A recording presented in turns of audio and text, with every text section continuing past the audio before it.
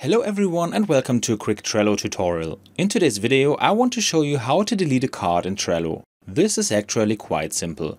First of all, I open Trello and here I have an overview of all my workspaces. I go to this board and I find various cards that I want to delete. How do I do that? First of all, it is important that I open the card.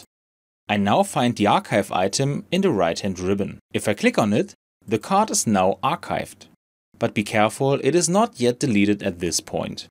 If I want to delete the Trello card permanently, I have to click on delete and delete in this notification again. After that, the card is completely removed. But now I will show you what happens if you have already archived the card and how you can delete it from there. To do this, I will right click on this card and send it to the archive. As you can see, there was no option to delete it directly. To get to the archive, I click on the three dots at the top right corner. And here I find the archived items. If I click on it, I now find the card and here's my option to delete it permanently. Same procedure as in the other card, I have to click on delete again. And now this card is deleted permanently too. And these are the two ways you should know to delete a card in Trello. I hope you enjoyed the video and I will see you again in the next tutorial.